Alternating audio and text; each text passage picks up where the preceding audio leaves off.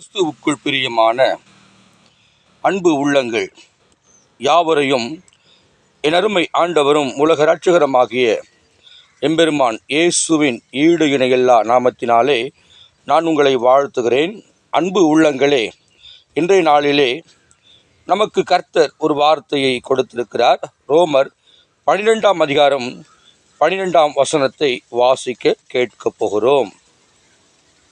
எல்லோரும் சந்தோஷமாக இருக்கிறீர்கள் என்று நான் கர்த்தருக்குள் விசுவாசிக்கிறேன். இந்த வார்த்தையானது நமக்கு ஒரு நம்பிக்கை தரக்கூடிய ஒரு வார்த்தையாய் காணப்படுகிறது. படிக்கிறேன். ரோமர் 12ஆம் அதிகாரம் 12ஆம் வசனத்திலே, நம்பிக்கையிலே சந்தோஷமாய் இருங்கள், உபத்திரவத்திலே பொறுமையாய் இருங்கள், ஜபத்திலே உறுதியாய் தரித்திருங்கள். 3 காரியத்தை கர்த்தர் இங்கு நமக்கு அழகாய் சொல்லியிருக்கிறார். உங்களுடைய நம்பிக்கை யார் மீது இருக்கிறது என்பதை குறித்து நீங்கள் சந்தோஷப்பட வேண்டும். நம்பிக்கை மற்றவர்கள் மீது இருக்கிறதா, இல்லை உங்களை உருவாக்கின கர்த்தர் மீது இருக்கிறதா? பாருங்கள், நம்பிக்கையிலே சந்தோஷமாயிருங்கள். 1, உபத்திரவத்திலே பொறுமையாயிருங்கள். அப்படி நீங்கள் நம்பிக்கொண்டு இருந்தவர்கள் உங்களை மோசம் செய்து இருக்கலாம், அதிலே கூட நீங்கள் உறுதியாய் தரித்து இருக்க வேண்டும், பொறுமையாய் இருக்க வேண்டும். பாருங்க, உபத்திரவத்திலே பொறுமையை கடைபிடிக்க வேண்டுமாம்.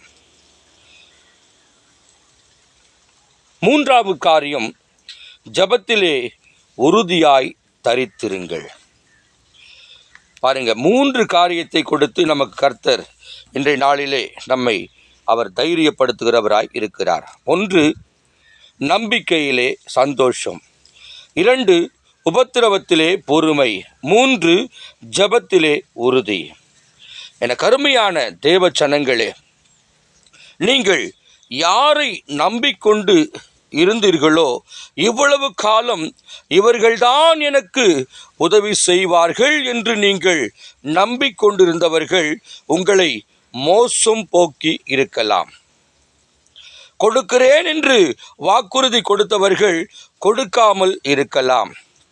நான் நிச்சயமாகவே இதை உனக்கு செய்வேன் என்று சொன்னவர்கள் செய்யாமல் போகலாம். ஆனால் அவர்களை குறித்து நீங்கள் எரிச்சல் அடைய வேண்டாம். உபத்திரவம் உங்களுக்கு இருக்கிறது, இன்னும் எனக்கு கொடுக்கலையே என்ற ஒரு உபத்திரவம் உங்களுக்கு இருக்கும். அதிலே நீங்கள் பொறுமையாய் இருக்க வேண்டும்.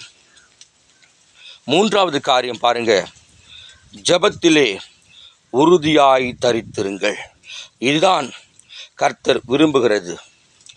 நீங்கள் மற்றவர்களை நினைத்து அவர்கள் எனக்கு உதவி செய்து விடுவார்கள் என்ற ஒரு எண்ணத்தோடு நீங்கள் இருப்பீர்களானால், நான் உங்களுக்கு சொல்கிறேன், இன்றைய நாளிலே ஜபத்திலே நீங்கள் உறுதியாய் நில்லுங்கள், ஒரே புடிவாதமாய் நில்லுங்கள். கர்த்தாவே, நீர் எனக்கு கொடுத்தே தீர வேண்டும். ஏன்? நான் உம்முடைய பிள்ளை. ஓ ஹல்லேலூயா! எவ்வளவு சந்தோஷமாக இருக்கிறது இந்த வார்த்தையை கேட்கும் பொழுது. எவ்வளவு ஒரு சந்தோஷத்தை கொடுக்கிற வார்த்தை. ஆண்டவரே, நான் உம்முடைய பிள்ளை. ஆண்டவரே, இந்நாள் வரைக்கும் நான் மற்றவர்களை நம்பி ஏமாந்தது போதும். இனி நான் உறுதியாய் ஜபத்திலே எப்பொழுதும் தரித்து நிற்பேன், எப்பொழுதும் ஜெபிக்கிற ஒரு பிள்ளையாய் இருப்பேன். நான் ஜெபிக்கிறேன் ஆண்டவரே, நான் ஜெபத்திலே உறுதியாய் நிற்கிறேன் ஆண்டவரே, என்னை கொஞ்சம் பாருங்கள் என்று நீங்கள் கேட்கிற பொழுது, ஓ ஹல்லேலூயா!